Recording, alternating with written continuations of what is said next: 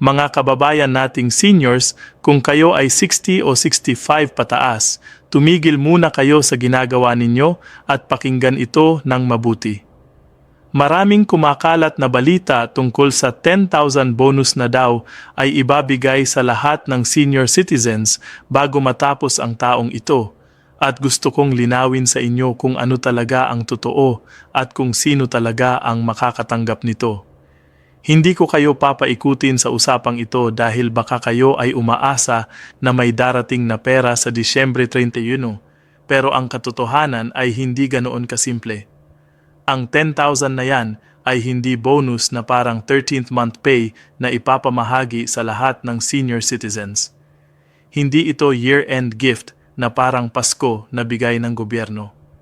Ang 10,000 na yan ay mula sa isang batas na tinatawag na Expanded Centenarians Act o Republic Act 1782 at ito ay para lamang sa mga seniors na umabot sa milestone ages na 80, 85, 90 at 95 taong gulang. Kaya kung kayo ay 60, 65, 70 o kahit 78 years old, wala kayong matatanggap na 10,000 na yan. Pero huwag kayong mawala ng pag-asa dahil may iba pang benepisyo na baka hindi ninyo alam na pwede ninyong kunin at yan ang ipapaalala ko sa inyo ngayong araw na ito. Ang daming seniors na nawiwili sa fake news at hindi nila alam kung saan talaga sila dapat mag-apply, kung paano mag-claim at kung ano ang mga requirements. Kaya makinig kayo ng mabuti dahil ito ang mga detalye na kailangan ninyong malaman para hindi kayo mapag-iwanan ng sistema. Kaya ulitin ko para sa mga hindi nakaintindi. Ang 10,000 na yan ay hindi para sa lahat ng seniors. Ito ay isang cash gift na ibinibigay ng gobyerno sa mga Pilipinong umabot na sa edad na 80, 85, 90 at 95 taong gulang. Kapag umabot kayo sa 100 years old, mas malaki pa yan, 100,000 plus isang sulat mula mismo kay Presidente. Ang batas na ito ay nilagdaan ni President Marcos noong February 26, 2024 at opisyal na nag-take effect noong March 17, 2024. Ngayon, ang implementation nito ay nagsimula na ngayong 2025 at ang National Commission of Senior Citizens o NCSC ang namamahala nito. Ang unang payout ceremony ay ginanap sa Malacanang Palace noong February 26, 2025, exactly 1 year after na nilagdaan ang batas. Sa ngayong taon, umaasa ang NCSC na makakabigay ng 2.9 billion sa mahigit 275,000 senior citizens sa buong bansa. Pero ang tanong na laging tinatanong sa akin ay ganito: paano ako mag-apply? Kailan ko makukuha yung pera? Ano ang mga kailangan kong requirements? Kaya dito ko na ipapaliwanag sa inyo ng detalyado. Una sa lahat, kailangan ninyong magparehistro sa NCSC at sa inyong Local Office of Senior Citizens Affairs o OSCA. Hindi pwedeng bigla na lang kayong pupunta sa DSWD o sa bangko at magsasabing, "Heto, 80 years old na ako, bigyan ninyo ako ng 10,000.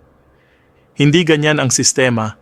Kailangan may application process, may requirements, at may timeline na kailangan ninyong sundin. Ang sabi ng NCSC, dapat mag-register kayo at least 6 months before kayo umating ng milestone age na yan.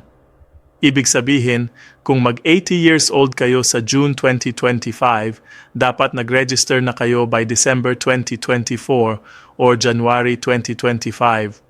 Kung naghintay kayo ng sobrang tagal at lampas na ang deadline, baka hindi na kayo makapag-claim o mas matagal pa ang processing time. Ang mga kailangan ninyong requirements ay ganito.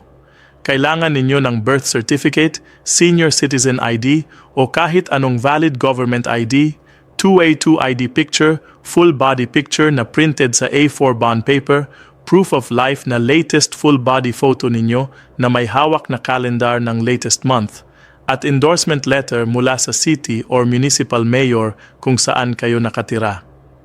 Kapag kumpleto na yan, pwede na kayong mag-submit sa inyong local OSCA o LSWDO at sila na ang mag-i-endorse ng application ninyo sa NCSC.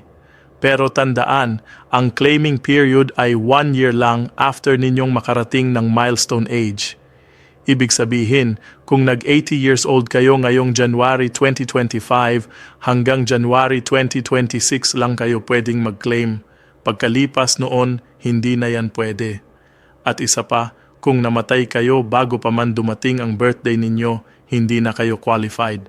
Pero kung namatay kayo after reaching the milestone age pero hindi pa kayo nakapag-apply, ang inyong kamag-anak ay pwede pa ring mag-claim sa ngalan ninyo. Ngayon, alam ko na maraming nagtanong sa akin, paano naman kami na hindi pa 80 years old? Wala na ba kaming matatanggap? Siyempre may matatanggap kayo, pero hindi ito yung 10,000 bonus na yan. Ang inyong benepisyo ay iba. Kung kayo ay indigent senior citizen, ibig sabihin ay walang regular income, walang pension mula sa SSS, GSIS, PVAO o private insurance at mahina na rin ang katawan, kayo ay qualified sa Social Pension for Indigent Senior Citizens o ang tinatawag na SPISC. Ito ay monthly allowance na 1,000 per month at ito ay dinodoble na mula noong January 2024. Dati 500 lang yan per month, pero ngayon 1,000 na. Ang payout schedule ay hindi na every 6 months tulad ng dati. Ngayon, pwede na kayong makatanggap monthly, bi-monthly, o quarterly, depende sa kung paano nag-arrange ang inyong LGU at ang DSWD. Kaya kung kayo ay 60 years old pataas, frail, sickly, o may disability, at walang regular income, dapat mag-apply kayo sa SPISC. Ang requirement dito ay medyo madali lang. Kailangan ninyo ng Senior Citizen ID, Certificate of Indigency mula sa barangay, at medical certificate kung may sakit kayo. Pwede kayong mag-apply sa DSWD o sa inyong local social welfare office. Ang maganda dito, hindi na kayo maghihintay ng 6 months para sa next payout.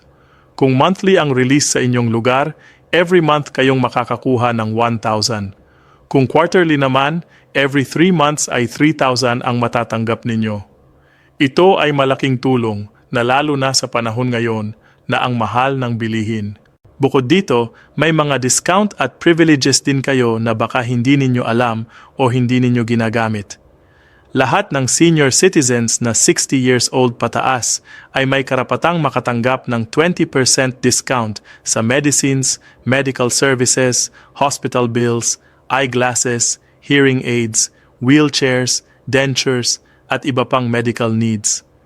Pwede din kayong makatanggap ng 20% discount sa grocery items, pagkain sa restaurants, utilities, transportation, at recreational activities. Ang kailangan lang ninyo ay inyong Senior Citizen ID at ang purchase booklet na binibigay ng OSCA. Pero tandaan, ang discount na ito ay hindi unlimited. May quota system ito. Ang 1,500 worth of medicine per week ay may 20% discount, pero kung lumampas kayo doon, regular price na. Ganon din sa grocery items. Pero ang pinaka-importante, dapat alam ninyo kung paano i-maximize ang benefits na ito. Maraming seniors na hindi nagka-claim ng discount dahil nahihiya o hindi alam ang proseso. Huwag kayong mahiya. Ito ay inyong karapatan na binigay ng batas. At kung may establishment na tumatangging magbigay ng discount sa inyo, i-report ninyo sa NCSC o sa DTI. May contact number ang NCSC na 02-8281-3301 at email na contact@bncsc.gov.ph. Pwede din kayong mag-report sa kanilang Facebook page. Ang inyong Senior Citizen ID ay inyong susi sa lahat ng benefits na ito, kaya kung wala pa kayong ID, pumunta kayo sa inyong OSCA at mag-apply. Libre lang yan at mabilis lang din ang proseso kung kumpleto ang inyong requirements. Ngayon, marami akong naririnig na may mga bills na nakapending sa Congress tungkol sa year-end bonus para sa indigent senior citizens. Isa dito ay ang House Bill 6693 o ang Paskong Maligaya para kay Lolo't Lola Bill na inifile ni Representative Patrick Michael Vargas noong December 2022. Ang bill na ito ay naglalayong magbigay ng additional year-end bonus na 1,000 para sa indigent senior citizens, bukod pa sa kanilang monthly 1,000 allowance. Ibig sabihin, kung kayo ay SPISC beneficiary, makakatanggap kayo ng extra 1,000 bago mag-December 25 every year. Pero ang problema, hanggang ngayon ay hindi pa ito naging batas. Ito ay pending pa rin sa Congress at hindi pa ito naaprubahan ni President Marcos. Kaya huwag kayong umasa na may darating na year-end bonus ngayong December 2024 o December 2025 dahil wala pa itong approval. Maraming mga fake news at misleading posts sa social media na nagsasabing may bonus na daw, pero ang totoo, wala pa. Ang NCSC mismo ay nag-issue ng clarification tungkol dito. Kaya ang payo ko sa inyo, huwag kayong maniwala sa lahat ng nababasa ninyo sa Facebook o TikTok. Tingnan ninyo muna kung galing ba yan sa official page ng NCSC, DSWD o ng gobyerno. Maraming scammers at misinformation na kumakalat at ang mga matatanda ay madalas na target nito. Kung may mga hindi kayo sigurado, tumawag kayo sa NCSC hotline o pumunta kayo sa inyong OSCA at magtanong. Pero kahit na walang year-end bonus na 10,000 para sa lahat, may mga benefits pa rin kayong pwedeng i-maximize ngayong end of the year. Una, kung kayo ay may pending na claims sa SSS o GSIS, ngayon ang tamang panahon para mag-follow up. Maraming backlog sa SSS at GSIS at kung hindi kayo sumusubaybay, baka makalimutan ang inyong application. Pangalawa, kung kayo ay qualified sa Centenarians Act dahil mag-80, 85, 90 o 95 years old na kayo this year, siguraduhing naka-register na kayo at kumpleto ang inyong requirements. Ang processing time ng NCSC ay umabot ng ilang buwan, kaya maaga kayong mag-apply. Pangatlo, kung kayo ay SPISC beneficiary, siguraduhing naka-update ang inyong records sa DSWD. Kung may mga pagbabago sa inyong address, contact number o health status, i-report ninyo yan sa DSWD para hindi kayo maputol sa payout. Pang-apat, i-maximize ninyo ang inyong 20% discount sa lahat ng bilihan. Kung mag-grocery kayo, magdala ng purchase booklet. Kung bibili kayo ng gamot, dalhin ang inyong senior citizen ID. Kahit sa pagkain sa restaurant, humingi kayo ng discount. Ang 20% ay malaking savings na, lalo na kung ang monthly budget ninyo ay limited. Isa pang mahalagang bagay na kailangan ninyong tandaan ay ang tungkol sa taxes. Ang mga senior citizens na 60 years old pataas ay exempted sa income tax kung ang annual gross income ninyo ay hindi lalagpas sa 250,000. Ibig sabihin, kung kayo ay may pensyon o may kaunting kita mula sa negosyo o rental at ang total income ninyo ay 250,000 pababa per year, hindi kayo dapat magbabayad ng income tax.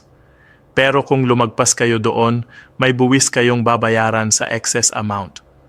Maraming seniors na hindi alam ito at nagbabayad pa rin ng taxes kahit na exempted na sila. Kaya kung kayo ay may accountant o tax preparer, sabihin ninyo sa kanila na senior citizen na kayo at dapat i-claim ninyo ang exemption na yan.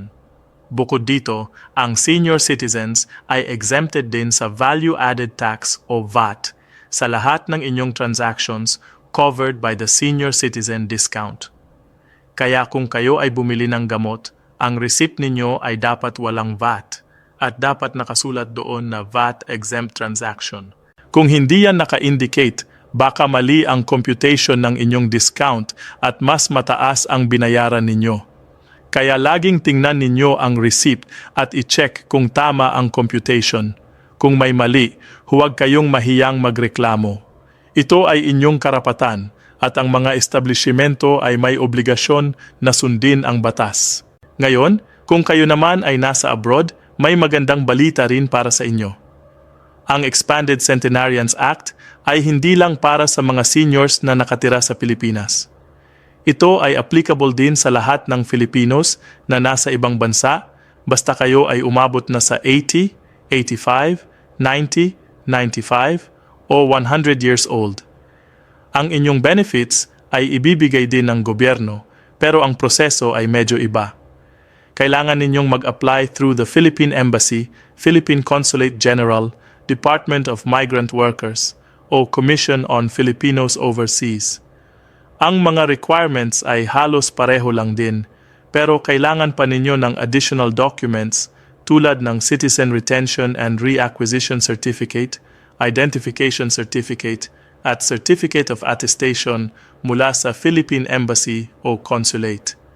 Ang payout ay i-deposit sa inyong Philippine bank account, kaya kailangan ninyong may active account pa rin dito sa Pilipinas. Ang maganda dito, kahit nasa abroad kayo, hindi kayo nakakalimutan ng gobyerno.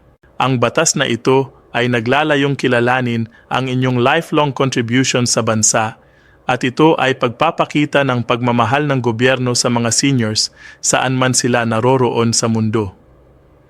Kaya kung may kilala kayong kamag-anak o kaibigan na nasa abroad at qualified na sa Centenarians Act, i-refer ninyo sila sa Philippine Embassy o Consulate sa kanilang lugar.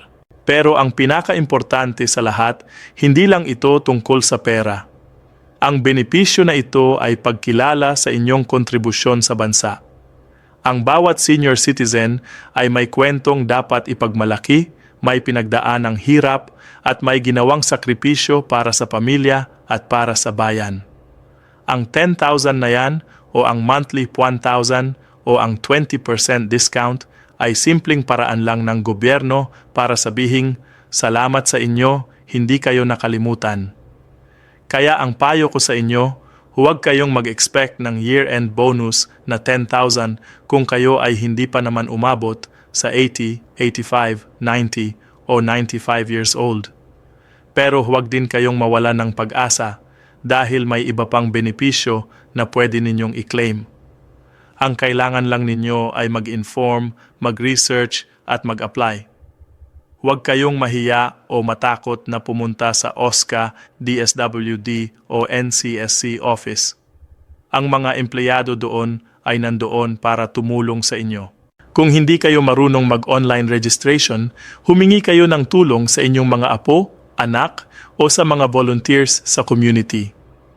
Ang importante, alam ninyo ang inyong karapatan at ginagamit ninyo ito ng maayos. Sa pagwawakas, gusto kong sabihin sa inyo na ang pagiging senior citizen ay hindi dahilan para sumuko sa buhay o mawalan ng pag-asa. Kayo ay may karapatang mabuhay ng maayos, may dignidad, at may suportang mula sa gobyerno at sa inyong pamilya. Ang mga benepisyo na ito ay hindi charity. Ito ay karapatan ninyo dahil sa mga taon na nagtrabaho kayo, nagbayad ng buwis, at nag-ambag sa pag-unlad ng bansang ito. Kaya gamitin ninyo ang inyong karapatan, i-claim ninyo ang inyong benepisyo at huwag kayong magpahuli. Kung may tanong kayo, tumawag sa NCSC sa 02-8281-3301 o mag-email sa contact@ncsc.gov.ph. Bisitahin ninyo rin ang website nila sa www.ncsc.gov.ph para sa latest updates at announcements. At huwag kayong maniwala sa mga fake news.